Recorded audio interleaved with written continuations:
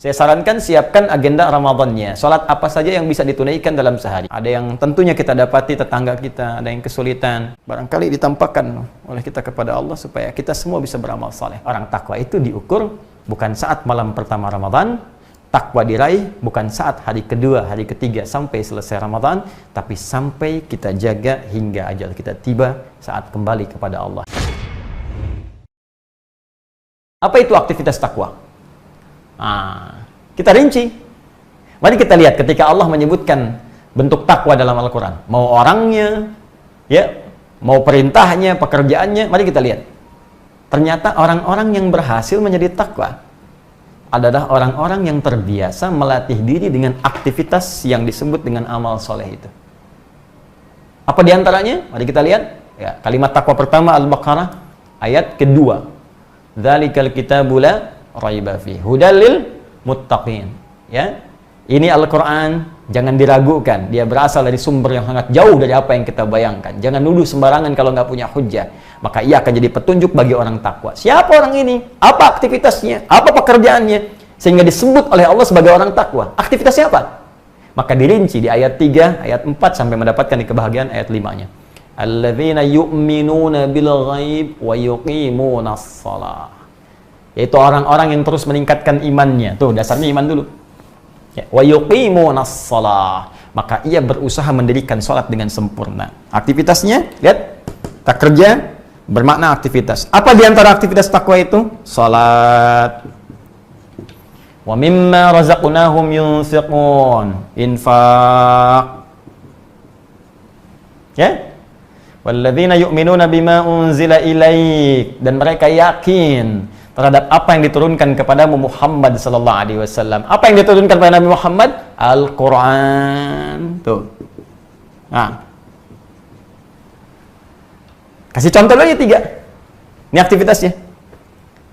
Tadi kan orang salat itu bagian dari takwa. Kesimpulan terbaliknya, maka orang takwa itu punya aktivitas. Apa pekerjaannya? Rajin salat, rajin infak, ya. Rajin berinteraksi dengan Al-Quran. Ini baru 3 kita turunkan. Ya. Karena itu saat Ramadan, aktivitas ini pasti banyak muncul. Silahkan cek.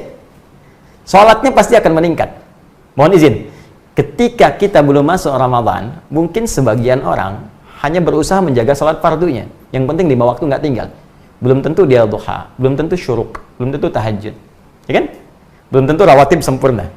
Tapi dahsyatnya Ramadan bisa menjadikan seseorang sampai begitu perhatian pada sholat sunnahnya.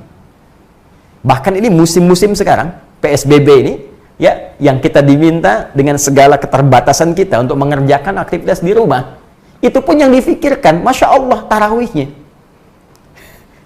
Padahal tarawih sunnah kan? Ini sangat menarik gitu, tarawihnya. Nah, jadi dahsyatnya Ramadan itu bisa meningkatkan kualitas ibadah. Jangankan yang fardu, sunnah bisa meningkat. Ini salat. Jadi teman-teman sekalian, ketika kita masuk pada bulan Ramadan, kutiba alaikumusiyam, maka Allah akan melatih kita untuk meningkatkan kualitas dan kuantitas salat kita. Karena itu bentuknya menggunakan tatkun, salah satunya dengan menggunakan pemaknaan waktu sekarang. Sekarang di sini konteksnya masuk Ramadan. Di orang takwa itu begitu masuk bulan Ramadannya, insya Allah bila tidak ada halangan kita mulai esok hari Jumat. Ya, begitu masuk sekarang, karena konteks ayat ini, ayat tentang Ramadan, dimulai puasanya. Ini begitu masuk bulan Ramadan, dia berusaha meningkatkan ibadah sholatnya. Ini pertama. Jadi kalau Anda ingin lihat, apakah Anda termasuk kandidat peraih orang takwa atau tidak, kandidat yang masuk dalam kategori berhasil puasa atau tidak, lihat nanti, mulai malam. Saat masuk berganti waktu ke maghrib, naik, mulai masuk malam Ramadan, malam pertama. Ya, maka kita cek nanti, ada nggak ibadah sholat di malam harinya? Cek, oh ada ternyata. Ya, qiyamnya, qiyam Ramadan. Dalilnya hadis Nabi SAW. Man qama Ramadana imanan wa ihtisaban ghufira lahu ma taqaddama min dhanbi. Siapa yang bisa menghidupkan qiyam, bangun salat di malam-malam Ramadan dengan penuh keimanan, dasarnya iman ini, wa ihtisaban, ketulusan, mengharap ridha, pahala dari Allah, mengoreksi dirinya. Ya ghufira lahu ma taqaddama min dhanbi. Begitu ditunaikan ikhlas karena Allah, koreksi diri, taubat kepada Allah, seketika diampuni dosa-dosanya oleh Allah dari sejak ia berbuat kesalahan saat baligh sampai malam itu. Allahu akbar. Bagaimana rahmat Allah diturunkan ketika ada hamba bangun di malam pertama Ramadan, malam Jumat lagi, ya Allah, Masya Allah. kemudian dia sujud, minta ampun kepada Allah, ya Allah, hamba banyak salah. Tapi rahmat-Mu ya Allah melampaui segala murka-Mu. Maka hamba memohon rahmat-Mu ya Allah. Sujud dia menangis. Ketika kemudian dia memohon turun ampunan Allah, terbayang walaupun ajal tiba pada saat itu, kemudian dia wafat di malam pertama, dia sudah mendapatkan ampunan Allah Subhanahu wa taala dari semua dosanya. Dan dia punya amalan pertama kali sujud yang jadi kebanggaan di hadapan Allah. Bukankah kita dimuliakan dengan sujud itu? Ya, bukankah perkara sujud yang mengangkat kita dan merendahkan syaitan? Iblis tidak mau sujud, ya, sedangkan kita mau sujud di hadapan Allah, dan dengan sujud itu malaikat diperintahkan untuk hormat kepada Adam alaihissalam.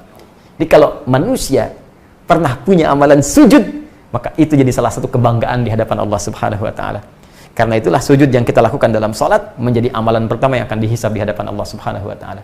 Nah, ini jadi konteks ini sekarang, konteks Ramadannya, jadi begitu masuk Ramadan, salatnya meningkat. Nah, karena itu coba siapkan dari sekarang. Saya sarankan siapkan agenda Ramadannya. Salat apa saja yang bisa ditunaikan dalam sehari. Malam ada apa? Ada tarawih. Malamnya bisa ada kesempatan tahajud kalau nggak memberatkan kita untuk sahur kemudian dan beraktivitas esok harinya. Karena sekarang banyak di rumah, kita bisa hidupkan.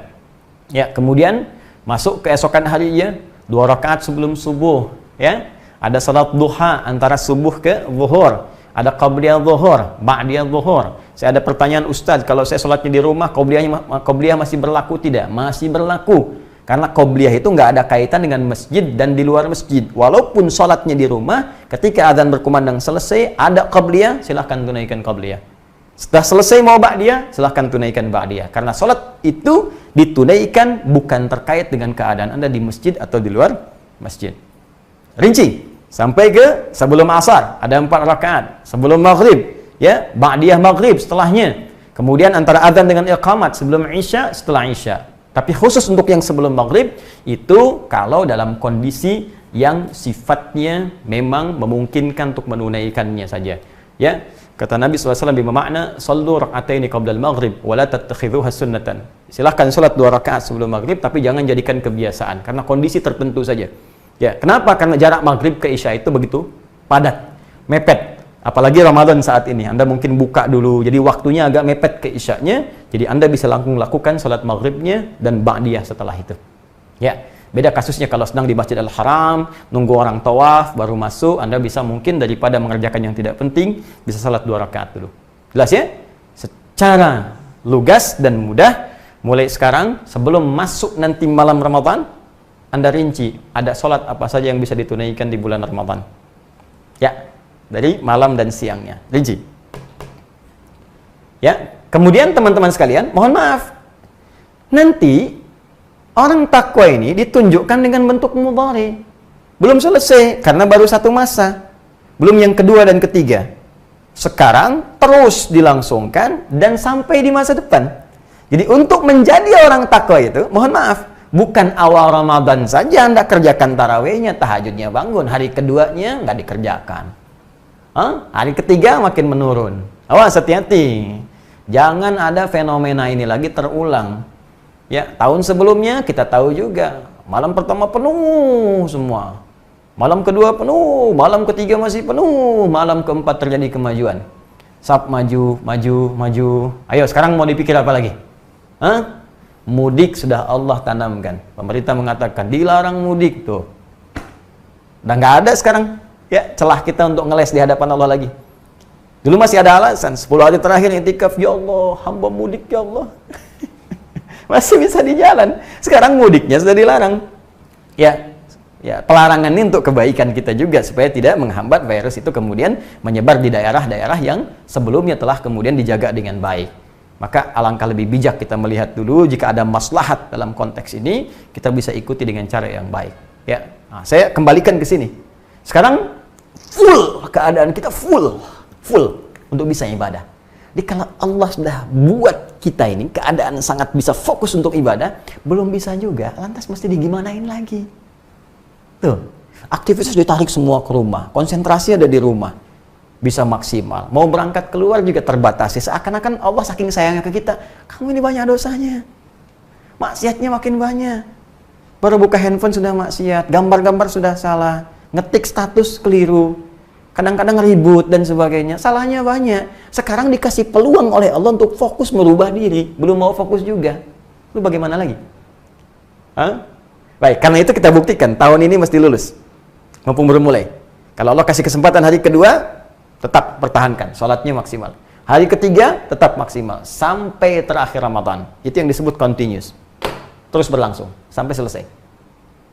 Dan yang paling dahsyat, takun tidak kenal waktu di masa depan, bahkan after Ramadan, ma ba'da Ramadan, setelah Ramadan pun jaga sampai ketemu Ramadan lagi tahun depan, atau sampai kita pulang menghadap Allah Subhanahu wa Ta'ala dalam ajal kita tiba. Jadi orang takwa itu diukur bukan saat malam pertama Ramadan, takwa diraih bukan saat hari kedua, hari ketiga sampai selesai Ramadan, tapi sampai kita jaga hingga ajal kita tiba saat kembali kepada Allah. Itu yang disebut dengan takwa. Maka dari sini, siapkan mental kita sebelumnya.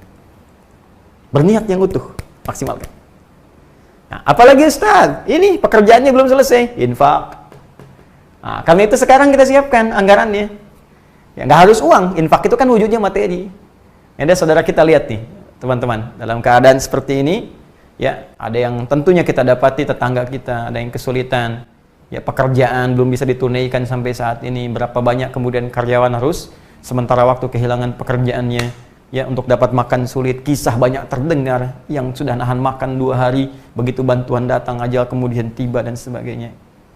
Barangkali ditampakkan oleh kita kepada Allah supaya kita semua bisa beramal saleh.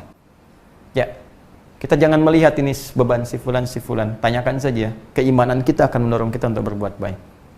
Apa yang kita bisa lakukan sehingga ringan hisab kita di hadapan Allah Subhanahu wa Ta'ala, sepanjang kita bisa melakukan itu.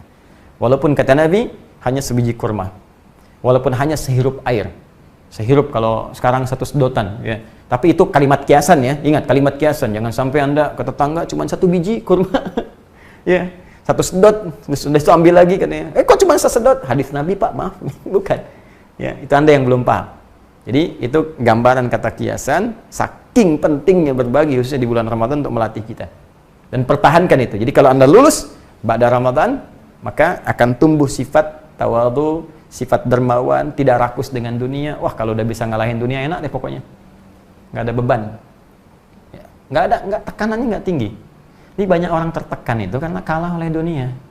Jadi ingin mendapatkan sesuatu, kadang-kadang yang belum dibutuhkan. Banyak yang aneh manusia itu.